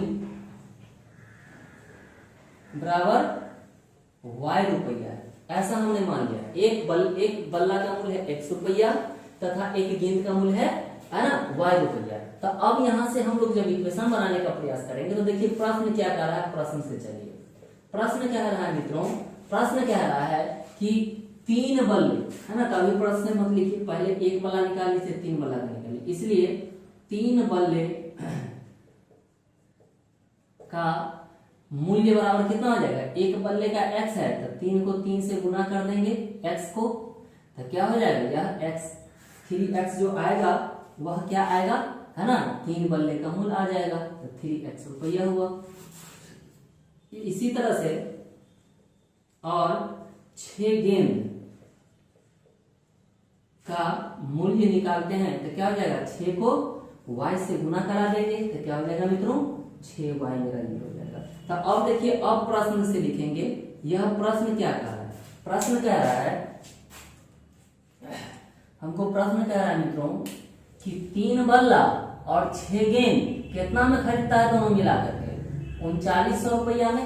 तो कहने का मतलब प्रश्न जो कह रहा है वह कह रहा है कि इतना रुपया और इतना रुपया, मतलब 3x रुपया और 6y रुपया दोनों अगर जुड़ता है तो टोटल कितना खर्च होता है उसका, 3900 रुपया खर्च होता है। इसको समीकरण 1 मान लेते हैं, मतलब 3x प्लस 6y है ना बराबर कितना, 3900 रुपया। यह मेरा समीकरण 1 हो गया, ठीक है। अब आइए पुनः क्वेश्चन पे, पुनः एक बल्ले का मूल्य तो पता है, 3 गेंद का मूल्य निकालते हैं। 3 गेंदे का मूल्य क्या हो सकता है, 3 नहीं 2 गेंद है, कितना है, 2 गेंद है। 2 गेंदे का मूल्य बराबर क्या हो जाएगा, 2 गुने y, मतलब कितना, 2y रुपया। तो पुनः प्रश्न से आइए, पुनः प्रश्न से, प्रश्न क्या कर रहा है कि एक बल्ला मतलब x रुपया और 2 बॉल दोनों मिला करके इस बार कितना खर्च देना पड़ता है इसको, है ना 1300 रुपये देना पड़ता है। तो 1300 रुपया, ये हो गया मेरा समीकरण 2। अब यह दोनों समीकरण बन गया मित्रों। तो अब क्या करेंगे, इस दोनों समीकरण, यही मेरा क्या हो गया, बीजीय रूप हुआ, ठीक है ना। तो बीजीय रूप में व्यक्त हो गया। लेकिन इसको जब ग्राफ के रूप में अगर कहेगा तो कैसा होगा, अगर इसका ग्राफ निकालना चाहेंगे तो इसके लिए क्या करना होता है कि समीकरण 1 का बॉक्स बनाते हैं हम लोग ऐसे, इसमें x और y का वैल्यू निकालते हैं, और इसी तरह से समीकरण 2 का बॉक्स बनाते हैं और x और y का वैल्यू निकालते हैं। तो निकालिए, मान लेते हैं यहाँ है ना समीकरण 1 में, समीकरण 1 से समीकरण 1 देखिए, ये जो मेरा समीकरण है 1, इसमें क्या है मेरा x y, तो x का वैल्यू कुछ मान लेते हैं। देखिए यह बहुत ज्यादा टर्म है ना, तो हम लोग कोशिश करेंगे ज्यादा से ज्यादा मानने का, ठीक है। तो 100 मान लेते हैं हम, x का वैल्यू मान लेते हैं 100 है, कितना मान लेते हैं 100 है। तो जब x का वैल्यू हम 100 मान लेंगे है ना, इतना में यदि x इक्वल टू 100 हुआ तो देखिए y का वैल्यू निकालते हैं हम लोग। तो रखिए इसमें, तो यहाँ से हो जाएगा 3 गुने 100, x की जगह 100, अब प्लस कितना मित्रों 6y बराबर हो गया 39,000। अब इसको जब कैलकुलेट करेंगे तो हो जाएगा 300, अब प्लस कितना 6y बराबर 3900।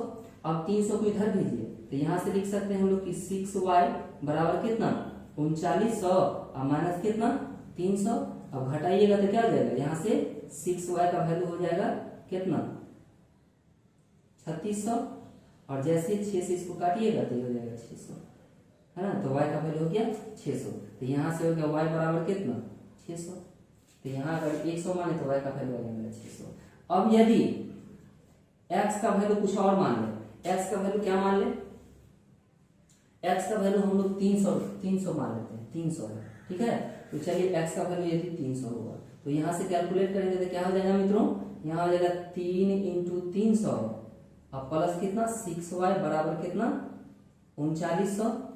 चलिए ये कीजिए, इधर हो जाएगा 900 अब प्लस 6y बराबर 3900, यहाँ से घटाइए तो 6y बराबर हो गया 3900 अब माइनस कितना 900, मतलब घटाएंगे तो यहाँ से हो जाएगा 6y का वैल्यू कितना, घटाएंगे तो हो जाएगा 3000। अब इसको 6 से काटिए, 6 पंचे के 30 है ना, तो कितना हो गया 500 हो गया। तो y का वैल्यू कितना हो गया 500 हो गया, है ना। तो y बराबर कितना हो गया 500 हो गया। अब ये वैल्यू हो गया 500, ठीक है मित्रों। अब हम लोग बात करते हैं इक्वेशन 2 की, समीकरण 2 में, ठीक है ना। लिखते हैं समीकरण 2 से, समीकरण 2 में यदि x का वैल्यू कुछ रखते हैं, यदि x का वैल्यू क्या रखें बोलिए, कहाँ है ये रहा समीकरण 2। इसमें भी क्या है बहुत ज्यादा नंबर है तो इसमें भी क्या कीजिए कुछ इसी हिसाब से रखिए। हम यहाँ x का वैल्यू 200 मान रहे हैं, x का वैल्यू 0 मानते हैं एक बार, ठीक है। क्या मानते हैं 0 मानते हैं। देखिए क्या होता है, x का वैल्यू यदि 0 मान लें तो क्या हो जाएगा 650 के आसपास होगा। चलिए मानते हैं x का वैल्यू मान लेते हैं हम लोग, 0 नहीं माने, हम 200 मान लेते हैं, x का वैल्यू 200 माने, ठीक है। तो जैसे 200 माने तो 1100 हो जाएगा। चलिए मानते हैं 200, ठीक है। तो यहाँ से हो गया क्या 200, है ना, अब प्लस कितना 2y बराबर कितना 1300, यहाँ से घटाएंगे यहाँ 2y बराबर हो जाएगा 1300 और ये प्लस 2 इधर जाएगा तो माइनस 2 हो जाएगा, घटाइए तो यहाँ हो जाएगा 2y इज इक्वल टू, घटाएंगे तो हो जाएगा कितना 1100, इसको इससे काटेंगे तो 550 आएगा। तो इसलिए y का वैल्यू जो आया मित्रों कितना आया 550 आ गया। अगर हम यहाँ लिखते हैं 200 तो ये हो जाएगा 550, ठीक है। अब इसी तरह से दूसरा वैल्यू निकालते हैं, मान लेते हैं यदि x बराबर क्या मान ले 300 मान लेते हैं तो यहाँ हो जाएगा कितना 300 प्लस 2y बराबर कितना 1300, 3 को उधर भेजिए तो 2y बराबर हो जाएगा 1300 माइनस कितना 300, ठीक है मित्रों। घटाइए तो 2y का वैल्यू हो जाएगा कितना 1000, 2 से काटेंगे तो हो जाएगा 500, तो इसलिए y का वैल्यू कितना हो गया 500, ठीक है। तो ये अगर हम लोग लेते हैं 300 ये हो जाएगा 500, ठीक है। अब दोनों वैल्यू मेरा क्या आया, दोनों मान निकाल गए। अब हम लोग क्या करते हैं ग्राफ खींचने का प्रयास करते हैं। तो ग्राफ खींचने के लिए क्या करते हैं मित्रों, एक भुज लेते हैं और एक क्या कर लेते हैं कोटि लेते हैं। तो एक भुज और एक कोटि ले लीजिए, ठीक है, और उसको इस हिसाब से सजा लीजिए। दोनों कहाँ 0 पे कटेगा, कहाँ कटेगा 0 पे कटेगा। और यहाँ मान लेते हैं हम लोग ये x है, यह x डैश है, ये y है और ये y डैश है। तो हम लोग मान लेते हैं 100 करके मान लेते हैं, या फिर 50 के भी मान सकते हैं। तो अधिकांश मेरा कितना है 600 है, अधिकांश मेरा 600 है। तो 50 करके मानेंगे तो 12 हो जाना पड़ेगा, दिक्कत हो जाएगा। हम लोग क्या करते हैं, है ना, 100 मान लेते हैं 100, इसको मान लेते हैं 200, इसको मान लेते हैं 300, इसको मान लेते हैं 400, इसको मान लेते हैं 500, इसको मान लेते हैं 600 और इसको मान लेते हैं 700। इसी तरह से इधर -100, -200, -300, -400, -500, -600, -700। इसी तरह से इसको मानिए 100, 200, 300, 400, 500, 600, 700। इसी तरह से इधर भी मानिए -100, -200, -300, -400, 500 माइनस 600 माइनस 700। अब इससे क्या कीजिए, ग्राफ ड्रॉ कीजिए। तो देखिए यहाँ से हम लोग ग्राफ ड्रॉ कर रहे हैं, है ना। तो देखिए x यदि 100 है तो y है 600, x 100 है तो y 600, ये 600 को आगे बढ़ाइए और 1 को आगे बढ़ाइए। जहां पे यह कटेगा यही नियामक क्या हो जाएगा, x बराबर 100 और y बराबर 600 हो गया।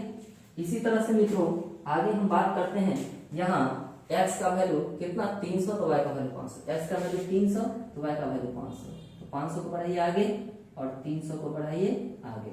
ये जहां पे कटा यही हो गया, x का वैल्यू कितना 300 और y का वैल्यू 500। अब इसका हम लोग क्या करते हैं, ग्राफ खींचते हैं। इसका हम लोग क्या करते हैं, इस तरह से ग्राफ खींचते हैं। तो देखिए ये मेरा आगे की तरफ गया, ठीक है, ये हुआ। अब देखिए पहले ये बिंदु हुआ फिर ये बिंदु, इसका मतलब ग्राफ किधर इधर की तरफ आया, है ना। और इस इक्वेशन का नाम है मेरा कितना, इस इक्वेशन का नाम है 3x प्लस 6y बराबर 3900, समीकरण 1। इसी तरह से दूसरा समीकरण का निकालते हैं, x का वैल्यू 200 तो y का वैल्यू 550, x का वैल्यू 200 तो y का वैल्यू 550, ये रहा 200। और 550 कहाँ पे होगा, 600 और 500 के बीच में यहाँ क्या होगा 550, ये होगा मेरा 550। तो 550 को क्या कीजिए आगे की तरफ बढ़ाइए और 200 को क्या कीजिए आगे की तरफ बढ़ाइए। तो देखिए यह इसी लाइन पे आ रहा है, इसी लाइन पे आ रहा है। तो यह क्या हो जाएगा मेरा, यह हो जाएगा x का वैल्यू 200 और y का वैल्यू 550। इसी तरह से एक और वैल्यू है ना, x का वैल्यू 300 तो y का वैल्यू 500, x का वैल्यू 300 तो x का वैल्यू ये रहा 300, आगे की तरफ बढ़ाइए, y का वैल्यू 500, इस पे आएगा इसी पे आएगा। यह भी हो गया x का वैल्यू कितना, x का वैल्यू 300 और y का वैल्यू 500, है ना। तो देखिए मेरा चारों बिंदु, इस बार जो ग्राफ आएगा मेरा, है ना, किसका, इस बिंदु का और इस बिंदु का, वह ग्राफ क्या होगा, इसी पे क्या होगा, इसी पे आएगा ऐसे, है ना। और यह इस बार क्या होगा, यह भी क्या होगा इधर की तरफ जाएगा। तो एक के ऊपर एक मेरा ग्राफ आ गया, यहाँ क्या हो गया, ग्राफ जो हुआ मेरा एक के ऊपर एक आ गया, अतः यह क्या होगा, यह ग्राफ क्या होगा, संपाती होगा। ठीक है मित्रों, आशा करते हैं। और ग्राफ जब संपाती होता है तो उसका अनियमित हल होता है, अनिश्चित रूप से बहुत सारा हल होता है, ठीक है। तो वह बात हम लोग बताने वाले हैं आगे चैप्टर में, ठीक है। अभी फिलहाल यह ग्राफ समझिए, ठीक है। तो यह मेरा क्या हुआ, इसका सॉल्यूशन हुआ।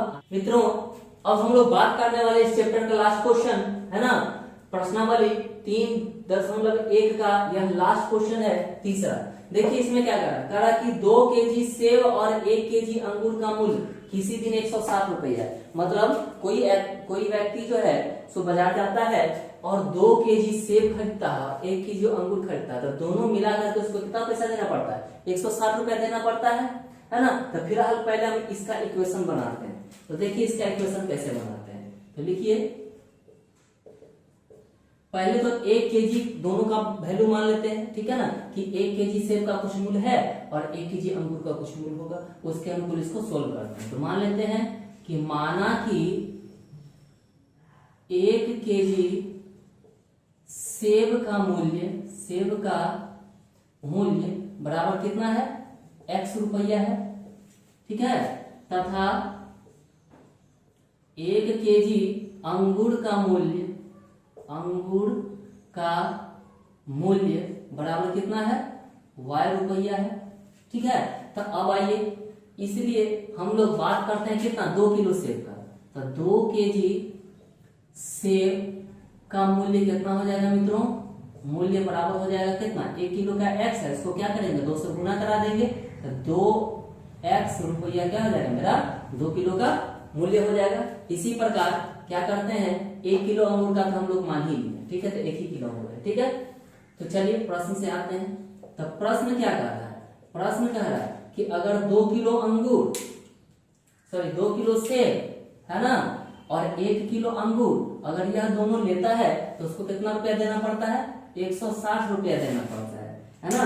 तो प्रश्न कह रहा है मेरा कि 2x प्लस कितना 1y बराबर कितना 160 रुपया। यह हो गया मेरा समीकरण फर्स्ट, ठीक है। अब हम लोग बात करते हैं दूसरा समीकरण से। तो दूसरा कथन पढ़िए, यहाँ से क्या कह रहा है, दूसरा कथन है कि 1 महीने बाद 4 केजी सेब और 2 किलो अंगूर खरीद रहा है, तो जिसका कितना देना पड़ रहा है, इसको 300 रुपया देना पड़ रहा है, ठीक है। तो निकालते हैं यहाँ से हम लोग, है ना। अब हम लोग निकालते हैं 4 केजी सेब का मूल्य कितना होगा, सेब का मूल्य। तो सेब का मूल्य कितना, 1 किलो का है x रुपया, इसलिए 4 किलो का क्या होगा, 4 गुने x मतलब कितना 4x रुपया, ठीक है। और 2 केजी अंगूर ना, 2 किलो अंगूर ले रहा है, तो 2 किलो अंगूर का मूल्य कितना हो जाएगा, अंगूर का मूल्य हो जाएगा 2 गुने कितना y मतलब कितना 2y रुपया हो जाएगा।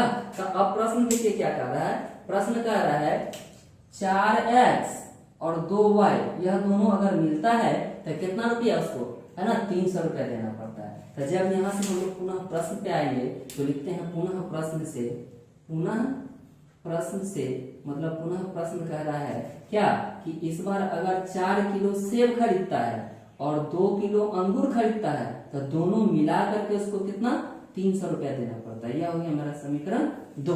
तो अब समीकरण 1 और समीकरण 2 आपका रेडी हो गया। अब क्या कीजिए इसको, यह हो गया क्या मेरा बीजीय गणितीय रूप हो गया, तो बीजगणितीय रूप हो गया दोनों इक्वेशन मेरा। अब इसको क्या करता है ज्यामितीय मतलब ग्राफ रूप में व्यक्त करता है। ग्राफ बनाने के लिए क्या करेंगे मित्रों, समीकरण 1 और 2 का क्या करेंगे बॉक्स बनाएंगे और बॉक्स में इसका क्या करेंगे वैल्यू लिखेंगे और उस तरह से क्या करेंगे ग्राफ खींचेंगे। यह रहा x y, तो यहाँ से वैल्यू निकाल लीजिए और समीकरण 2 के लिए बॉक्स बनाएंगे तो क्या हो जाएगा, ये हो जाएगा मेरा समीकरण 2 के लिए बॉक्स, ये x और ये y का वैल्यू चलिए मानते हैं हम लोग। तो आइए समीकरण 1 में देखते हैं समीकरण 1 में, समीकरण 1 में, समीकरण 1 में मानिए कुछ मान लेते हैं कि यदि x का वैल्यू क्या मान लो, देखिए कम है तो कम ही करके मानिए, क्या मानिए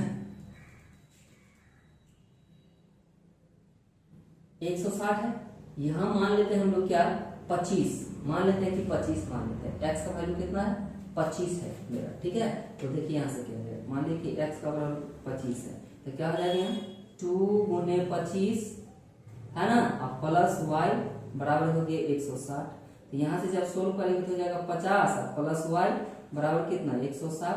तो यहाँ से हो जाएगा मित्रों कि y बराबर कितना 160 और माइनस 50 मतलब घटाएंगे तो कितना हो जाएगा 110, ये हो जाएगा कितना 110 हो गया, ठीक है।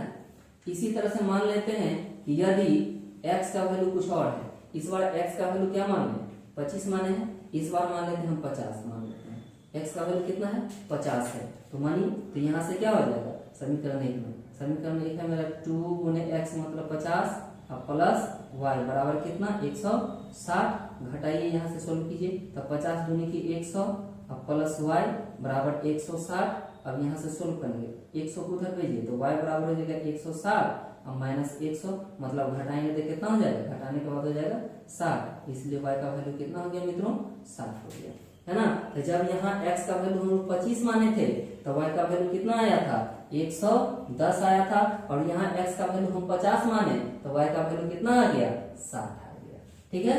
अब हम लोग समीकरण 2 के लिए बात करते हैं, ठीक है। तो आइए इधर आते हैं, लिखते हैं समीकरण 2 से, समीकरण 2 में, समीकरण 2 में देखिए यदि x का वैल्यू कुछ मान ले, यदि x बराबर क्या माने, यदि x बराबर हम लोग मान लेते हैं कुछ भी, मान लीजिए क्या माने यहाँ 300 है तो क्या करें 25 के 200 है ना, वही मान लेते हैं 25 मान लेते हैं, x का वैल्यू 25 मानेंगे तो भी दिक्कत है, ठीक है। यहाँ मान लेते हैं हम लोग क्या 300 के 12 30 मान लेते हैं, है ना, x का वैल्यू क्या है मेरा 30 है। तो चलिए क्या हो गया 4 गुने 30 और प्लस 2y बराबर कितना 300, कुछ भी मान सकते हैं हम लोग ताकि मेरा क्या इक्वेशन बैलेंस बना रहे, है ना, और सोल्व होता रहे। तो देखिए यहाँ से जब कैलकुलेट करेंगे तो 300 के 12 मतलब 120 और प्लस 2y बराबर हो गया 300। अब यहाँ से जब सोल्व करेंगे मित्रों यहाँ से हो जाएगा 2y बराबर कितना 300 और 120 को इधर ले लेते 120 घटाइए तो यहाँ आ जाएगा 2y बराबर है 300 में से 120 घटाएंगे तो कितना हो जाएगा, है ना, 0 में से 0 के 0, 10 में से 8, 2 में से 180 हो गया। अब 180 हो गया, इसीलिए y का वैल्यू क्या हो जाएगा मित्रों 180 और बटे 2 करके हो जाएगा 90, ठीक है।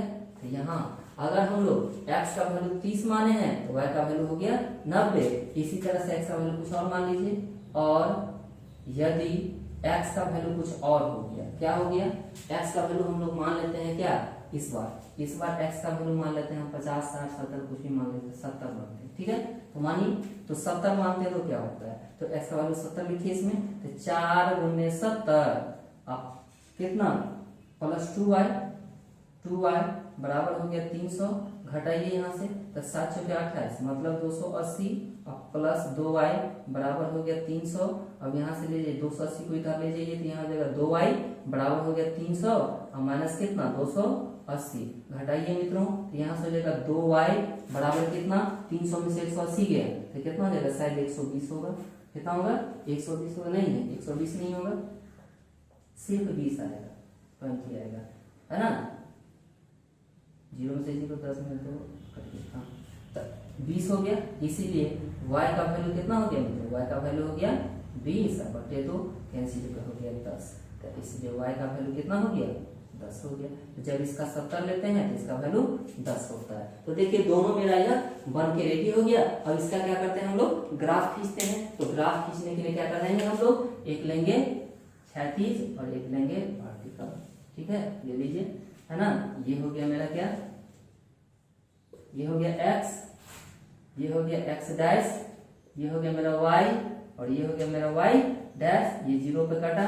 अब यहाँ से देखिए अधिकांश नंबर मेरा कितना है 110 है, अधिकांश कितना है मेरा 110 है, तो 110 है तो कैसे लेंगे 10-10 करके ले लेते हैं हम लोग, 10-10 करके ले लेते हैं। थोड़ा सा और आगे बढ़ा दे रहे हैं ताकि दिक्कत नहीं हो, थोड़ा सा और आगे बढ़ा दिए यहाँ, ठीक है, ताकि दिक्कत नहीं हो, थोड़ा थोड़ा बढ़ा दीजिए।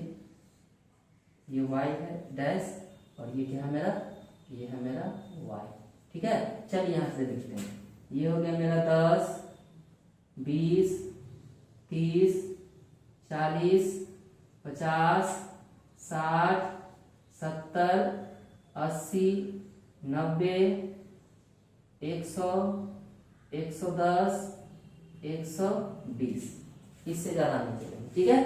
अब इधर भी मानिए -10, ये तो 0 पे कट रहा है, -10, -20, -30, -40, -50, -60, -70, -80, -90, -100, -110, -120। इसी तरह सीधा 10, 20, 30, 40, 50, 60, 70, 80, 90, 100, 110, 120। इसी तरह सीधा ले लीजिए -10, -20, -30, -40, -50, -60, -70, -80, -90, -100। ये मेरा ग्राफ हो गया, ठीक है। तो इस तरह का देखिए मित्रों, यह मेरा टोटल ग्राफ बन करके तैयार है। हमने 10-10 के अंतराल पे इधर ले लिया है, 10-10 के अंतराल पे इधर ले लिया, 10-10 के अंतराल पे हमने ग्राफ बना के रेडी कर लिया। अब इसको क्या करते हैं हम लोग, ग्राफ लाइन शो करते हैं इस पे, ठीक है। तो ग्राफ लाइन देखिए हम लोग दिखाते हैं कैसे। तो पहला अभी जैसे सबमिट किए, पहला है 25, क्या है 25, तो y का वैल्यू 110, x का वैल्यू है 25, तो 25 कहाँ होगा 10, 20, इसके जस्ट बीच में ये होगा मेरा, ये होगा क्या मेरा 25, ठीक है।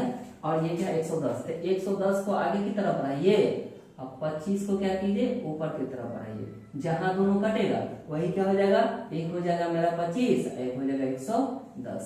इसी तरह से एक है 50 और एक है 60, एक है 50 और एक है 60, तो 60 y का वैल्यू 60 है, 60 को आगे की तरफ बढ़ाइए, 50 को ऊपर की तरफ बढ़ाइए, जहां कटा ये हो गया मेरा क्या 50 और 60। अब इसको क्या करते हैं हम लोग, ग्राफ से इसको क्या करते हैं, है ना, ग्राफ लाइन से ऐसे आगे की तरफ बढ़ा दीजिए।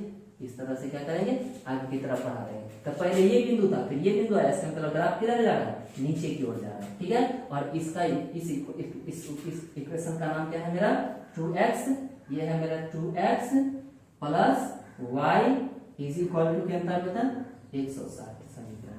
इसी तरह से दूसरा बनाइए। दूसरा इक्वेशन जब बनाएंगे हम लोग तो क्या करेंगे, x का वैल्यू 30 तो y का वैल्यू 90, x का वैल्यू 30 तो y का वैल्यू 90, 90 को आगे बढ़ाइए और 30 को ऊपर बढ़ाइए।